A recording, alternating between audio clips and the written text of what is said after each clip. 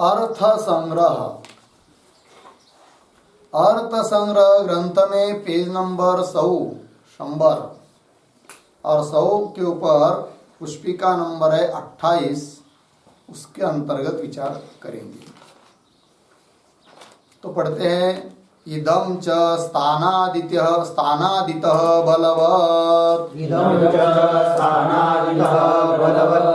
अतएव अक्षैर्दिव्यति राजान्यं जिनाति इति देवनादयः धर्माः अभिषेचनीय सन्निधौ पठिताः अपि स्थानात् न तदंगम किंतु प्रकरणात् राजसूयांगम इति।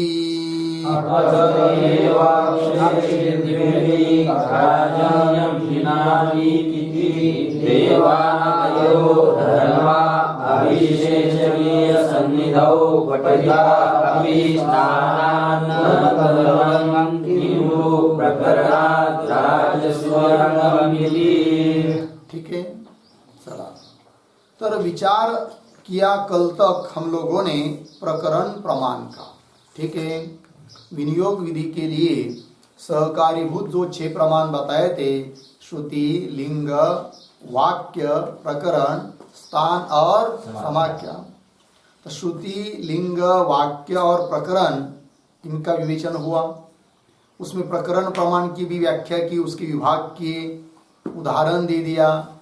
अब प्रकरण प्रमाण का निरूपण होने के बाद वैसा देखा जाए तो किसका निरूपण होना चाहिए? स्थान प्रमाण का। किंतु स्थान प्रमाण का निरूपण करने के पहले इस बात को बता रहे हैं कि आगे वाले जो प्रमाण है, स्थान आदि, स्थान, समाख्यादि, उनसे बलवान है कौन? प्रकरण प्रमाण। यही रीति पीछे भी करते आए हैं। श्रुति का निरूपण होने के बाद लिंग का निरूपण करने के पहले लिंगादि प्रमाणों की अपेक्षा श्रुति प्रमाण कैसी बलवान है, प्रबल है, इस बात का विवेचन किया था। उसी प्रकार अब प्रकरण प्रमाण का निरूपण होने के बाद, प्रकरण के बाद आने वाला प्रकरण जो स्थान, उस स्थान प्रमाण से प्रकरण प्रमाण कैसा प्रबल है, बलवान है, इस बात का स्पष्टीकरण कर रहे हैं। तो वही लिख रहे हैं, इदं च स्थानादितः बलवत्। इदं च, इदं मतलब कौन? इदं शब्द का अर्थ लिखिए प्रकरण प्रमाणम।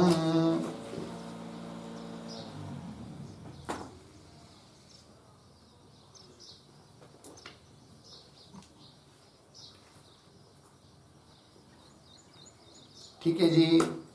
इदं च स्थानादितः बलवान, स्थानादि प्रमाणों से, स्थानादि प्रमाणों की अपेक्षा बलवान है प्रकरण प्रमाण। उदाहरण दे रहे बलाबल का निर्णय करने के लिए। तो उदाहरण दे रहे, अतएव शब्द का अर्थ लिखिए स्थानादित बलवत्वात् एव।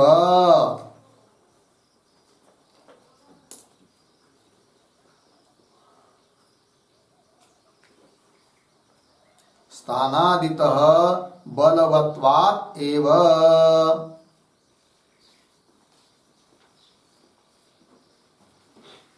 ठीक है जी। मतलब क्या? स्थानादि प्रमाणों की अपेक्षा बलवान होने के कारण ही। क्या कारण? कारण ऐसा होने से क्या? तो अंग बन रहा है। कौन? किसका? इस बात को कह रहे हैं। तो उदाहरण दे रहे, अक्षैर दिव्यति, बरोबर, एक वाक्य हुआ। राजान्यम जिनाति, ये दूसरा वाक्य हुआ।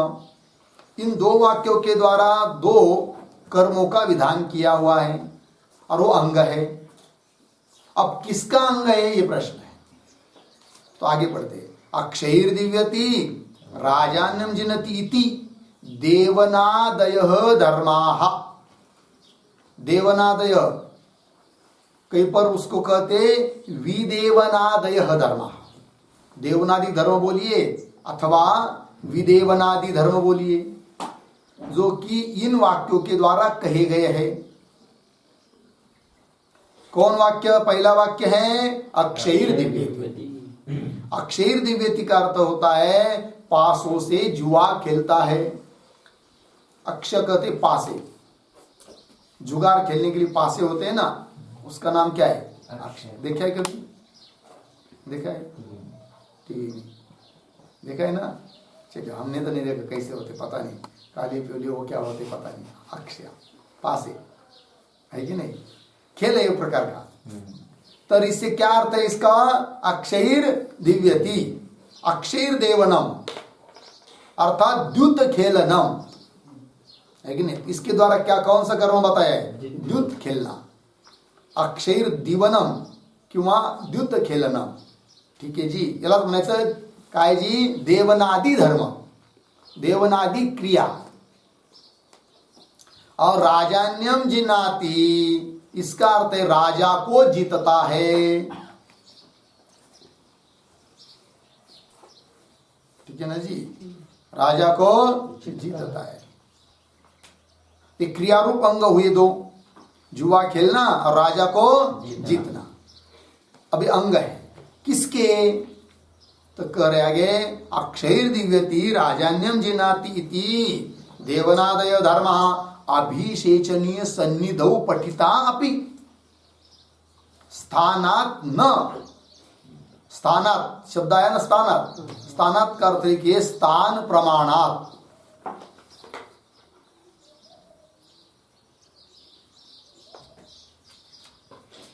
स्थान प्रमाणात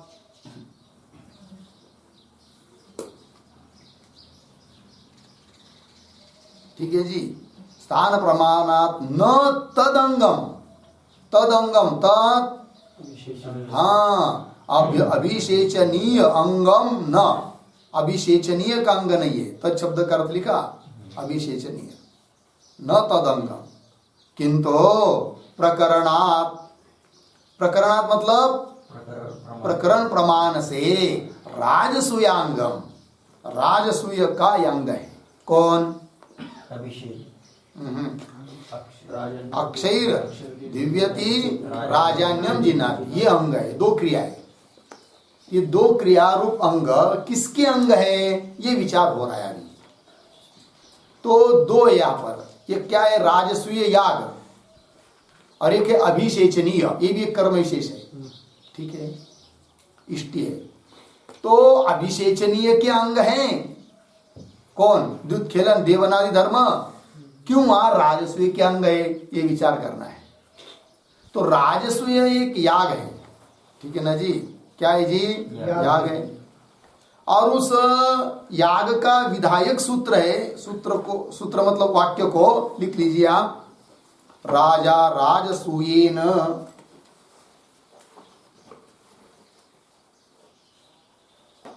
राजा राजसूयेन स्वराज्य कामो यजेत।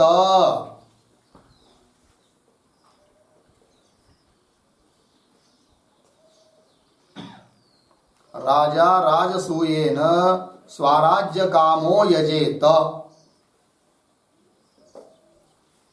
ये राजसूय याग का विधायक वाक्य है। ठीक है जी? राजसूय याग का विधान किया इस वाक्य ने। हो गया। अब इस वाक्य का शाब्दबोध क्या होगा? तो शाब्दबोध लिख लीजिए। इस वाक्य का शाब्दबोध, राजा राजसूय यागेन स्वराज्यं भावयेत्।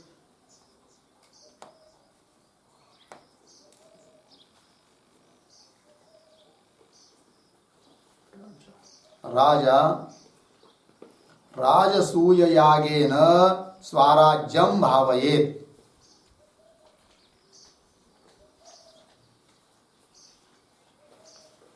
ठीक है जी, क्या भाव बोध हो गया?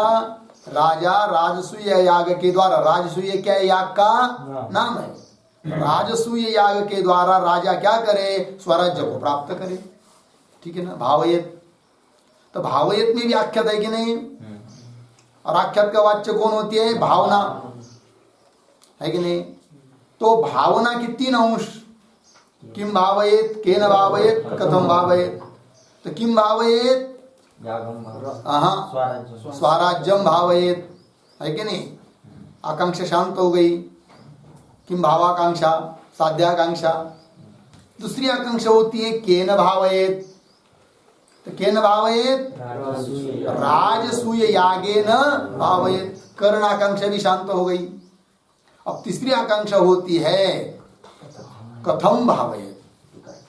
तो लिखिए इति कर्तव्यता आकांक्षा, उसका आकार राजसूय यागेन।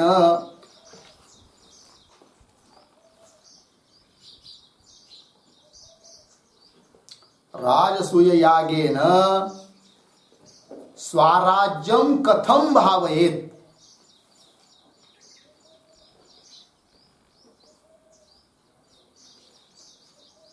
राजसूय यागेन स्वराज्यम कथम भावयेत। हो गया? किम भावा, कथम भावाकांक्षा, यालाच म्हणायचं, इसी को बोलते हैं इति कर्तव्यताकांक्षा। ठीक है जी, तो अर्थ क्या हुआ? राजसूय याग के द्वारा स्वराज्य कैसा प्राप्त करे, है कि नहीं? तो कथम भावाकांक्षा हुई। और उसी राजसूय याग के प्रकरण में वाक्य मिलते हैं, अक्षैर दिव्यति राजान्यम जिनाति, ये वाक्य है। और ये जो विधायक वाक्य है, इसमें भी कुछ कर्मों का विधान किया है, क्रिया का विधान है, और उसका फल भी नहीं बताया है। तब इनको, है कि नहीं, अक्षर दिव्यति राजन्यम जिनाति, यहां पर भी जो आख्यात है उसका वाच्य जो भावना है कि नहीं, उस भावना से उपात्त द्योतित है किम भावयेत। अर्थात अक्षर दिव्यति राजन्यम जिन्नति से क्या सिद्ध करे? तीन को कौन सी आकांक्षा हुई? किम भावाकांक्षा। क्या है? किम भावाकांक्षा, क्या करे? और उधर से कौन सी आकांक्षा हुई अभी बताइए? कथम भावाकांक्षा, इति कर्तव्यताकांक्षा। तो कथम भावाकांक्षा हुई कौन से वाक्य से? राजसूय यागेन स्वराज्यम कथम भावयेत, कथम भावाकांक्षा। और अक्षर दिव्य तीन को किम भावाकांक्षा। तो उभयाकांक्षा हुई कि नहीं? और जहाँ उभयाकांक्षा होती है उसको क्या कहते हैं? प्रकरण। तो उभयाकांक्षा क्या कहते हैं? किस उभयाकांक्षा हुई तो उसका ही नाम होता है क्या? प्रकरण। क्योंकि प्रकरण की व्याख्या ही है, किसको कहते हैं? प्रकरण, उभयाकांक्षा प्रकरण। तो प्रकरण भी है यहाँ पर। अब अक्षर दिव्यति राजन्यम जिन्हें तीन को अंग बनाना है। अब प्रकरण प्रमाण भी मौजूद है। जब प्रकरण प्रमाण के द्वारा अंगांगी भाव का निश्चय करेंगे तो अक्षर दिव्यति इत्यादि वाक्य के द्वारा विहित क्रिया वो अंग बन जाती है किसकी? राजसूय याग की। बराबर नहीं इतना? किंतु होता क्या है, राजसूय जो याग है कि नहीं, तो बहुत यागात्मक याग है वो। मतलब क्या? उसके अंतर्गत बहुत छोटे छोटे याग करने पड़ते हैं। अनेक यागों को मिलकर एक याग होता है जिसका नाम है क्या जी? राजसूय याग। उस राजसूय याग के अंतर्गत उसके सहकारी छोटे छोटे बहुत सारे याग है। उदाहरण पशु याग, इष्टि याग, अभिषेचनीय याग।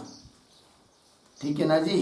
राजसूय याग के अंतर्गत, है कि नहीं, उसके सहायक और बहुत सारे याग है। उदाहरण पशु याग, इष्टि याग, अभिषेचनीय याग आदि आदि। हो गया इतना? अब देखिए ये जो वाक्य पड़े हैं, अक्षर दिव्यति राजन्यम जिनाति, ये कहाँ पड़े हुए हैं, कहाँ पठित है? तो राजसूय याग का तो बड़ा प्रकरण है, उसमें जो अभिषेचनीय याग का विधान हुआ है उसके सन्निहित पड़े हुए वाक्य है तो प्रकरण उसी का राजस्व याग का, किंतु राजस्व याग के अंतर्गत ये सब अभिषेचनीय पशु याग इष्टि याग वगैरह, तो अभिषेचनीय याग का जो विधायक वाक्य होंगे उसके सन्निहित पड़े हुए है कौन? अक्षैर दिव्यति राजान्यम जिनाति, ठीक है ना जी। और अभिषेचनीय जो याग है कि नहीं, उसकी विकृति याग है, उसकी प्रकृति है कौन? ज्योतिष्टोम याग। कौन है जी? ज्योतिष्टोम याग है। हो गया ना। अभिषेचनीय याग का विधान जहां हुआ है तो ज्योतिष्टोम याग हुआ ना, तो ज्योतिष्टोम याग ये प्रकृति याग हुआ और उसकी विकृति कौन है? अभिषेचनीय याग। इतनी बात समझ में आई। अब अभिषेचनीय याग विधायक वाक्य को जब सुनते हैं तो वहां पर भी जिज्ञासा होती है, कथम भावयत, अभिषेचनीय याग को कैसा करे, बराबर है कि नहीं। और उसके सन्निहित में पड़े हुए है कौन? अक्षैर दिव्यति राजान्यम जिनाति। बात समझ में आ रही है? ध्यान दीजिए। अब अभिषेचनीय याग के अंग ये बनेंगे तो राजसी याग के अंग बनेंगे, ये प्रश्न है। तो अभिषेचनीय याग विधायक जो वाक्य है वहां पर भी जो भावना, उसकी भी वो भी भावना कौन सी? कथम भावाकांक्षा है। लेकिन उस कथम भावाकांक्षा की शांति हो जाती है अतिदेश वाक्य से। क्या अतिदेश वाक्य? प्रकृतिवत विकृति कर्तव्य। तो अभिषेचनीय याग क्या है? विकृति याग है। और उसकी प्रकृति कौन है? ज्योतिष्टोम याग है। तो ज्योतिष्टोम याग की तरह करना है किसको? अभिषेचनीय को। तो उसकी कथम भावाकांक्षा शांत होगी। अर्थात अभिषेचनीय याग और अक्षैर दिव्यति, इन दोनों में, अक्षैर दिव्यति राजन्य जिनाति इनमें और अभिषेचनीय याग इनमें प्रकरण प्रमाण नहीं है। समझ में आया ना। तो वहां प्रकरण प्रमाण नहीं है क्योंकि उसकी शांति हो जा रही है। किसकी? अभिषेचनीय याग, वहां विधायक वाक्य में जो भावना होगी उसकी शांति किस वाक्य से हो रही है? अतिदेश वाक्य से। प्रकृति व विकृति कर्तव्य, इसलिए वहां उभयाकांक्षा नहीं है। किंतु अभिषेचनीय याग विधायक वाक्य के सन्निहित पड़े हुए हैं कौन? अक्षैर दिव्यति राजान्यम जिनाति। और सन्निहित पड़े हुए हैं इसका मतलब स्थान प्रमाण है। कौन सा प्रमाण है? स्थान प्रमाण है। बात लग रही है। अब देखिए, दो प्रमाण हमारे पास है।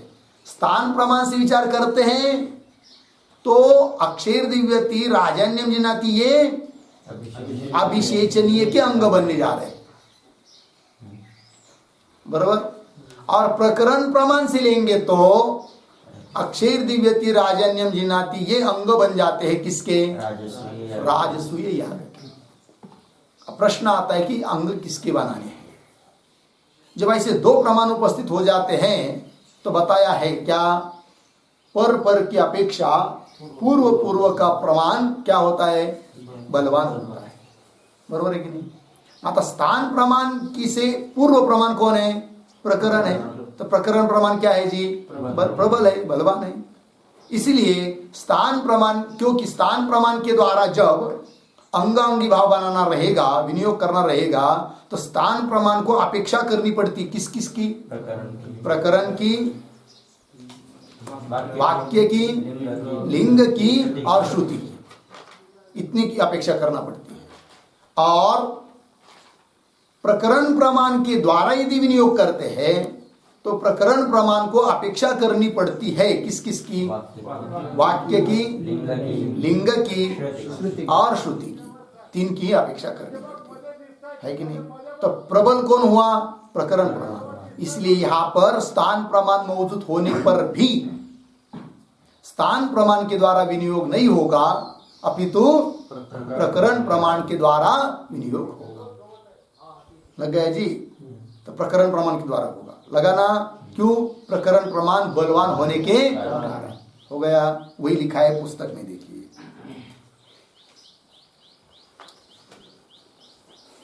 अतः एव अक्षैर दिव्यति, मिला पुस्तक में, राजन्यम जिन्नाति इति देवनादय धर्मः। देवनाद धर्म मतलब कौन? यही अक्षय दिव्यति राजन्यम जिन्नाति, इनके द्वारा बताई हुई क्रिया, ये धर्म। विदेवनादि किंवा देवनादय धर्मः अभिषेचनीय सन्निधौ पठितापि, अभिषेचनीय याग के सन्निहित इनका पाठ होने पर भी, यदि स्थान प्रमाण लेंगे तो उसके अंग हो सकते थे, किंतु उसके सन्निहित पड़े हुए स्थान प्रमाण वाला लागू हो सकता है, किंतु उस स्थान प्रमाण के द्वारा वो अक्षर दिव्यति आदि देवनादि धर्म अभिषेचनीय के अंग नहीं, वही लिखा है। अभिषेचनीय सन्निधौ पठितापि स्थानात्, स्थान प्रमाण से न तद अंगम, वो अभिषेचनीय के अंग, ठीक है ना जी। किंतु प्रकरणात्, प्रकरण प्रमाण से राजसूयांगम, कौन? देवनादय धर्म है कि नहीं? देवनादय धर्म अंगम कस्य? राजसूय याग के अंग है। प्रमाण कौन? प्रकरण प्रमाण से। देवनादि धर्म राजसूय याग के क्या है? अंग है। और वो देवनादि धर्म का विधान किस वाक्यों के द्वारा हुआ है? अक्षैर दिव्यति राजान्यम जिनाति। पंक्ति लगी सबको? वाह, चलते हैं फिर आगे। किंतु प्रकरणात् राजसूयांगम इति, हो गया ना? आगे चलिए, आगे पढ़ते हैं पेज नंबर 101 के ऊपर। तो प्रकरण प्रमाण का विचार यहाँ पूरा हुआ। अब प्रकरण प्रमाण के बाद प्रमाण आता है कौन सा? स्थान प्रमाण, उसका विचार करते हैं। तो पुष्पिका नंबर 29 में देश सामान्यम स्थानम, देश सामान्यम स्थानम तद्विधा पाठ सादेश्यम अनुष्ठान सादेश्यम च इति, पाठ सादेश्यम अनुष्ठान सादेश्यम च इति, स्थानम क्रमः च इति अनर्थान्तरम्, स्थानम क्रमः च इति अनर्थान्तरम्, पाठ सादेश्यम अपि द्विधम्, पाठ सादेश्यम अपि द्विधम्, यथा संख्य पाठः सन्निधि पाठः च इति, यथा संख्य पाठः सन्निधि पाठः च इति। ठीक है जी। चलिए, तो लिखते हैं देश सामान्यम स्थानम, स्थान का लक्षण है। देश सामान्यम, इसका अर्थ लिखिए समान देशवत्वम।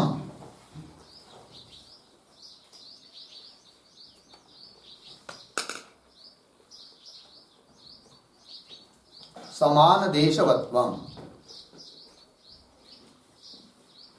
ठीक है। समान मतलब एक, समान शब्द का अर्थ होता है एक। समान देशवत्व मतलब एक देशवत्व, एक देश में, एक स्थान में, एक जगह, एक ही ठिकाने पर यदि उनका पाठ है तो उसको कहते स्थान। देश सामान्यम स्थानम, उसके द्वारा भी क्या होता है जी? विनियोग होता है, अर्थात अंगांगी भाव का बोध होता है कि नहीं? तो एक वाक्य लिख लेते इसके ऊपर, समान देश पठितयोः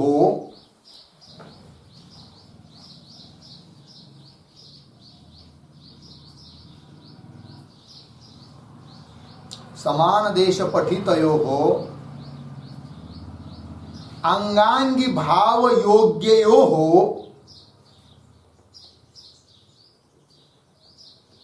अंगांगी भाव योग्ययोः द्वयोः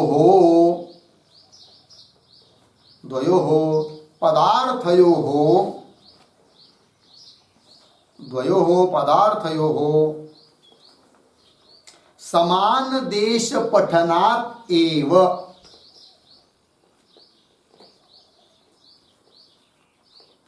समान देश पठनात् एव, कंस में लिखिए स्थान प्रमाणात् एव, कंस बंद, स्थान प्रमाणात् एव, कंस बंद। मिथो अंगांगी भावो भवति, मिथोंगांगी भावो भवति इत्यर्थः।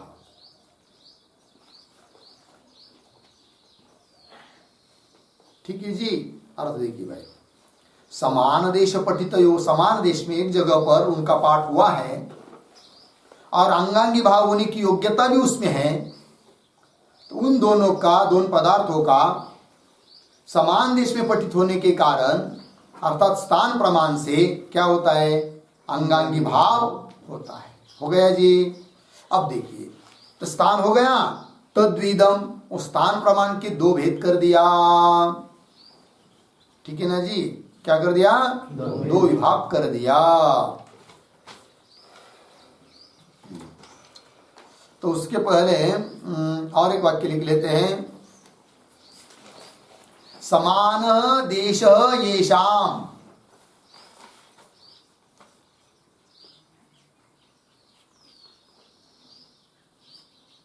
समान देश येषाम ते समान देशाः,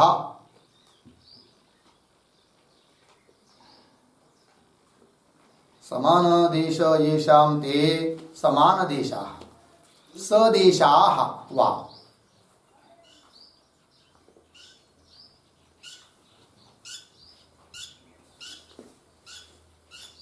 पूर्णविराम, समान देशानां सदेशानां वा भावः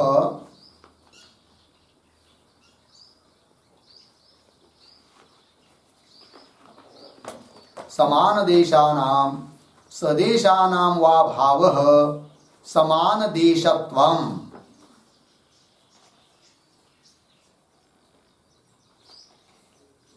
सदेशत्वम्, सदेशत्वम्, सादेश्यम वा,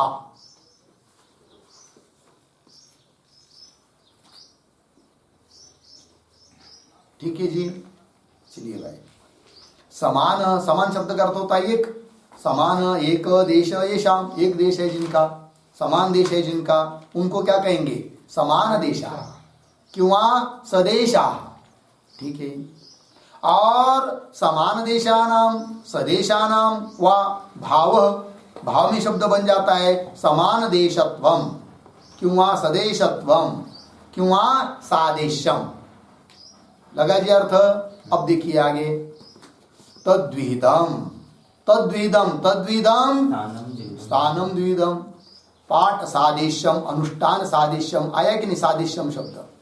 तो सादेश्य क्या है जी, वह गड़बड़ न हो इसलिए पहले लिख दिया, समान देशानाम सदेशानाम वा भावः समान देशत्वम, उसी को कहेंगे सदेशत्वम, उसी को कहेंगे सादेश्यम। तो वही लिखा है पाठ सादेश्यम।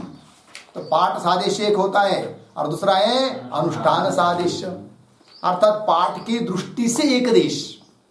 सादेश्य मतलब क्या, समान देश, एक देश, एक जगह पर पठित है कि नहीं जी। तो पाठतः, पाठ हुआ एक जगह पर, उच्चारण हुआ एक जगह पर, तो उसको क्या कहेंगे, पाठ सादेश्य। कभी कभी क्या होता है, वो उच्चारण पाठ तो एक जगह नहीं है, ये वाक्य कहीं वो वाक्य कहीं पर है, पाठ सादेश्य नहीं है, किंतु अनुष्ठान करते समय उन दोनों का अनुष्ठान एक साथ होता है, तो वहां पर क्या होता है फिर अनुष्ठान सादेश्य, अनुष्ठान की दृष्टि से एक देश। बात समझ में आई ना, दोनों की बात। तो लिख लेते पाठ सादेश्यम का अर्थ,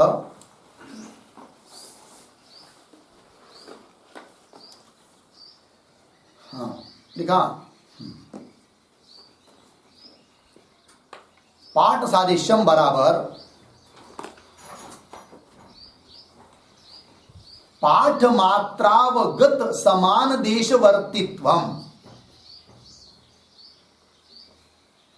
पाठ मात्रावगत समान देशवर्तित्वम,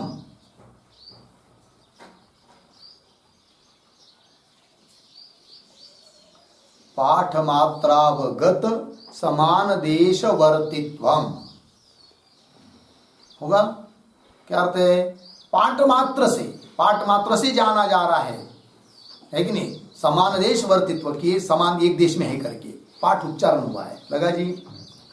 अनुष्ठान सादेश्यम का अर्थ लिखिए, अनुष्ठान सादेश्यम एकस्मिन् देशे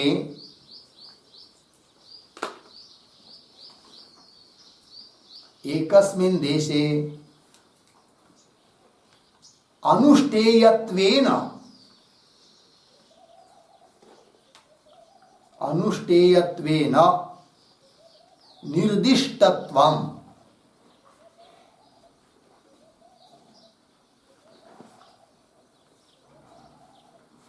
निर्दिष्टत्वम् हो गया जी। अर्थ देखिए भाई, एकस्मिन देशे, एक ही जगह पर, अनुष्ठेयत्वेन, एक जगह पर अनुष्ठान के लिए कहा है कि नहीं? भले पाठ अलग अलग जगह हो किंतु अनुष्ठान करने के लिए एक जगह कहा है, तो उसको क्या कहेंगे? अनुष्ठान सादृश्यम। वही लिखा है, एकस्मिन देशे अनुष्ठेयत्वेन निर्दिष्टत्वम, ऐसा निर्देश हुआ है तो उसको बोलेंगे अनुष्ठान सादृश्य। हो गया ना? आगे चलते हैं। और एक व्याख्या लिखते हैं पाठ सादृश्यम की भी, पाठतः समान देशवत्वम। पाठतः समान देशवत्वम, पाठ सादृश्यम की दूसरी व्याख्या, पाठतः समान देशवत्वम। और अनुष्ठान सादृश्यम का भी और एक व्याख्या, अनुष्ठानतः च समान देशवत्वम। अर्थ वही है, शब्दों में बदल है। अनुष्ठानतः च समान देशवत्वम।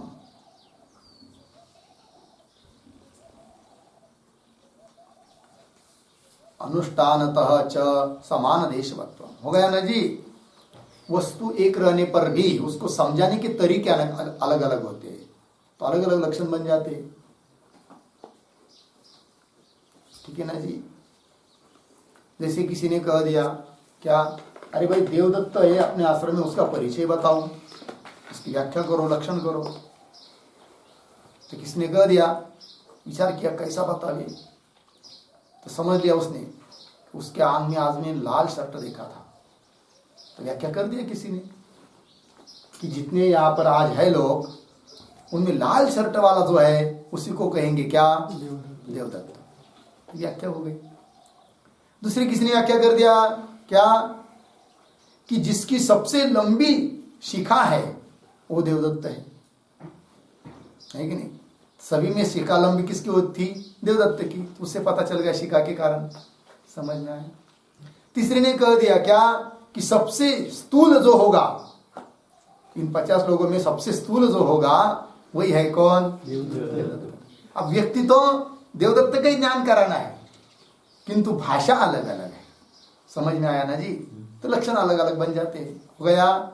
चलिए, तो स्थान प्रमाण का लक्षण कर दिया मूल में, देश सामान्यम स्थानम। ठीक है जी? सामान्यम समानता, एक देश एक जगह, यह अर्थ हुआ। देश सामान्यम स्थानम तद्विदम पाठ सादृश्यम अनुष्ठान सादृश्यम चेति।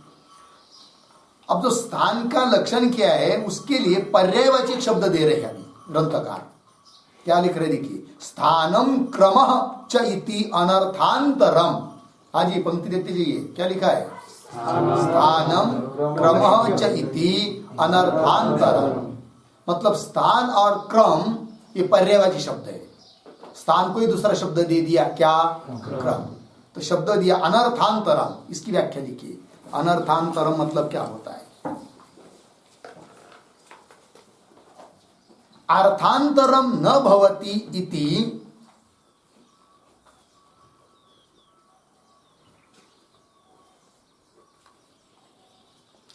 अर्थांतरम न भवति इति अनर्थांतरम।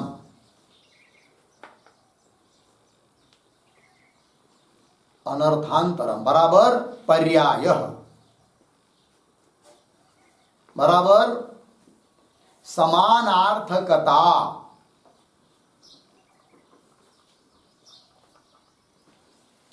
समानार्थकता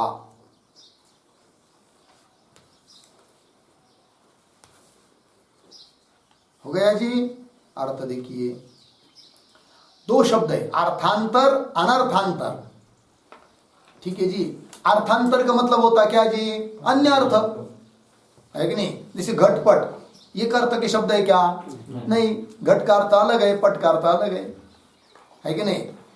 किंतु घट और कलश ऐसा उच्चारण कर दिया।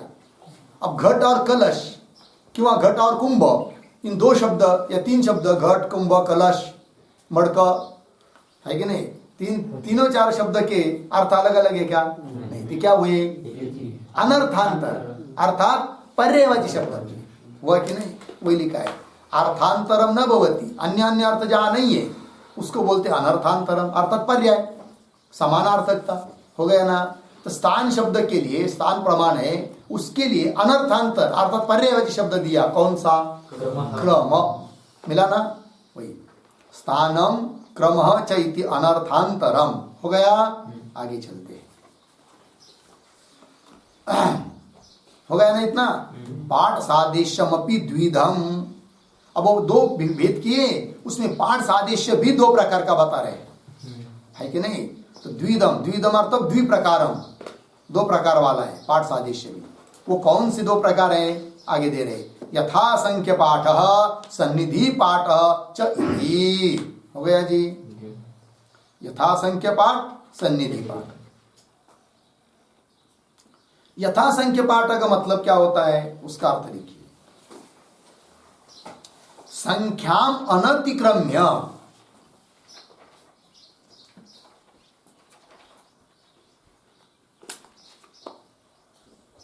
संख्याम अनतिक्रम्य यथा स्यात् तथा पाठ।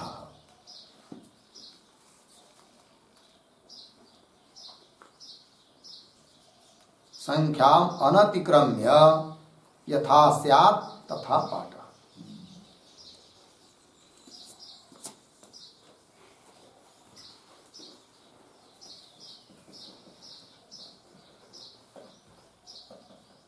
ठीक है जी। चलिए, संख्याम अनतिक्रम्य मतलब संख्या का उल्लंघन न करके जैसी संख्या होगी उसी के अनुसार पाठ, है कि नहीं? उसको क्या कहेंगे? यथा संख्य पाठ। यथा संख्य मनुदेश समान, वही पहले को पहला, दूसरे को दूसरा, तीसरे को तीसरा, इसी को बोलते यथा संख्य पाठ। हो गया ना जी? लगा फिर इतना स्थान प्रमाण, स्थान का लक्षण हुआ, उसके भेद हो गए। अब उसके उदाहरण देने हैं, ठीक है ना? अब उदाहरण देने के पहले एक थोड़ा सा लिख लीजिए आप लोग कॉपी के ऊपर, बीच में, पंक्ति के बीच में, स्थान प्रमाण तो स्थान प्रमाणम।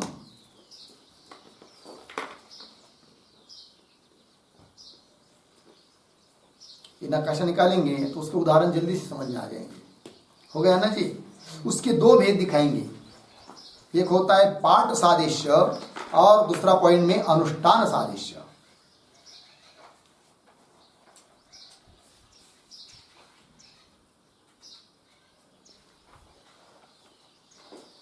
नंबर 1 में क्या हुआ? पाठ सादृश्यम, और दूसरी तरफ अनुष्ठान सादृश्यम। स्थान प्रमाण के दो भेद किए हैं ना, पाठ सादृश्य और अनुष्ठान सादृश्य। अब उस पाठ सादृश्य के पुनः दो भेद दिखाइए। नीचे रेशा खींचकर ऐसे दो पॉइंट दिखाइए पाठ सादृश्य के। उसमें नंबर 1 लिखेंगे यथा संख्य पाठ,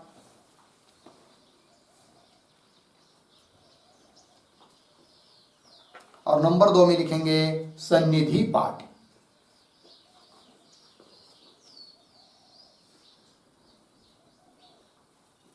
यथा संख्य पाठ और 2 में क्या लिखेंगे? सन्निधि पाठ। अब यथा संख्य पाठ के पुनः दो भेद दिखाएंगे।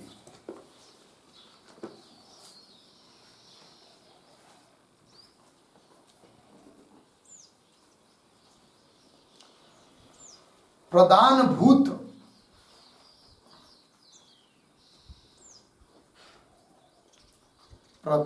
यागों का क्रम, ऐसे लिखिए। क्रम मतलब वो स्थान, प्रधानभूत यागों का क्रम।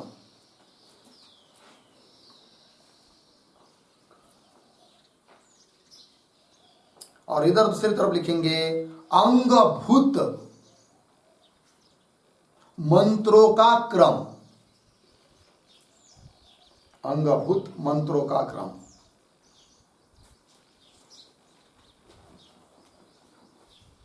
हो गया जी। अब जो प्रधानभूत यागों का क्रम लिखा है ना, उसके नीचे नंबर 1 डाल दीजिए। 1 लिखेंगे ऐन्द्राग्नेष्टि याग।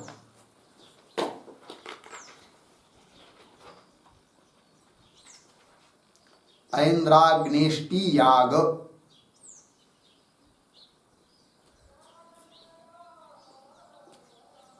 हो गया। क्या लिखा? ऐन्द्राग्नेष्टि याग। उसके नीचे लिखिए विधायक वाक्य, बराबर चिन्ह, विधायक वाक्य।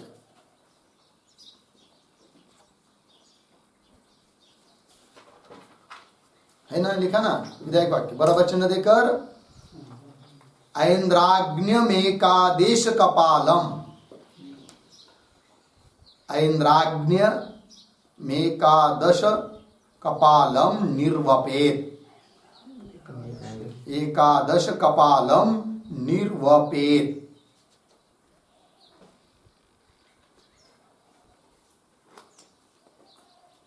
हो गया। वहां पर कौंस में लिखिए उसका मैत्रीय संहिता 2:1:1, नीचे भी लिख सकते, जगह नहीं हो तो उसके पर कोई दिक्कत नहीं। मैत्रीय संहिता नंबर है 2:1:1। हो गया। कौन सा? अब नीचे वही नीचे के उसके नीचे नंबर 2 में लिखिए वैश्वानर याग।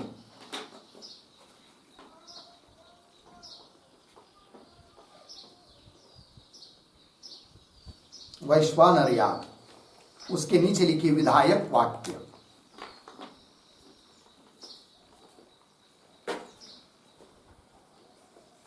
विधायक वाक्य बराबर वैश्वानरम द्वादश कपालम निर्वपेत। वैश्वानरम द्वादश कपालम निर्वपेत।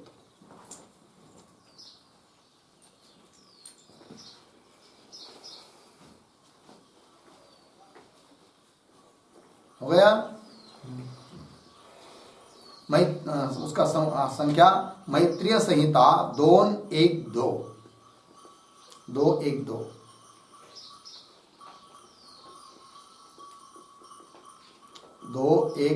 हो गया।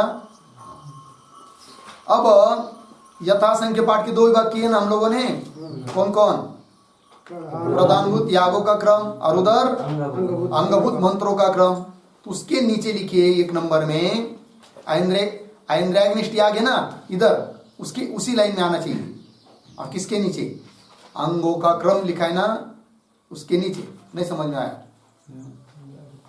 यथा संख्य नकाशा में यथा संख्य पाठ मिला, उसके 2 विभाग किए हैं। कौन कौन?